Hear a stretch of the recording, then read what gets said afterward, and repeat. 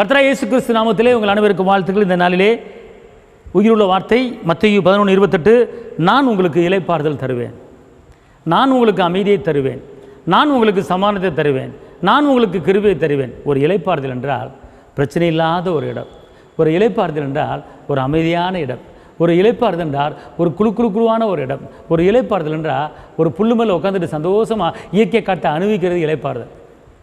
இன்றைக்கி அங்கங்கே அலைஞ்சு அங்கங்கே ஓடி அந்த பிரச்சனை இந்த பிரச்சனை, அந்த பணம் பெறாட்டா இந்த பணம் பெறாட்டா, அங்கிட்டு வாங்கி இங்கிட்டு கொடுக்க, இங்கிட்டு வாங்கி இங்கிட்டு கொடுக்க, அவனை பார்க்க இவனை பார்க்க, அந்த அதிகாரியை பார்க்க இந்த அதிகாரியை பார்க்க, இப்படி பல வாக்களை அலைஞ்சு அலைஞ்சு அலைஞ்சு நொந்து வெந்து போய் துக்கப்பட்டிருக்கீங்களா?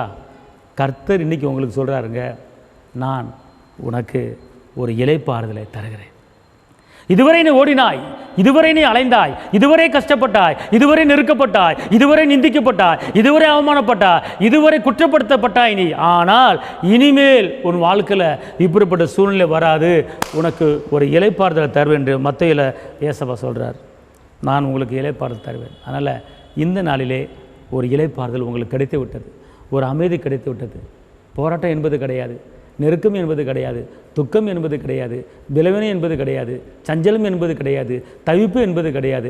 கர்த்தர் உங்களுக்கு அமைதியாக இளைப்பாற நிம்மதியான ஒரு தூக்கத்தை கர்த்தர் கொடுத்து உங்களை பாதுகாத்து நடத்த போகிறாரு. தைரியம் பாருங்கள். இந்த நாள் ஒரு ஜெயத்தினால், இந்த நாள் ஒரு இளைப்பாறுதல் நாள், இந்த நாள் ஒரு அமைதிய நாள். அமர்ந்த தண்ணீர் அண்டியில் உங்களை கொண்டு போவார். அலையில்லாத படகு, அமைதியான தண்ணியில் படகு பைய போது பாருங்கள். அதே மாதிரி உங்கள் படகு, வாழ்க்கை படகு போகும்போது அலை அடிக்காது, கடல் கொந்தளிக்காது, உங்கள் வாழ்க்கை கொந்தளிக்காது. அழகாக அமர்ந்த தண்ணீர் அண்டியில் உங்களை கொண்டு போய் சேர்த்துட்டார். தைரியம் பாருங்க. கர்த்தர் உங்களை ஆசீர்வதிப்பார். உங்களுக்கு ஜெபிக்கிறேன். தகப்பனே இயேசு மகாராஜா, உங்களை நன்றி உள்ளத்தோடு நான் துதிக்கிறேன்ப்பா. உங்களுடைய பிள்ளைகள் எத்தனை வேதனைப்பட்டு, எத்தனை கஷ்டப்பட்டு, எத்தனை நெருக்கப்பட்டு, தள்ளப்பட்டு ஆண்டவர் இருக்காங்கப்பா. அவங்களுக்கு மன நிம்மதியை தாங்கப்பா, இளைப்பாறுதலை தாங்கப்பா.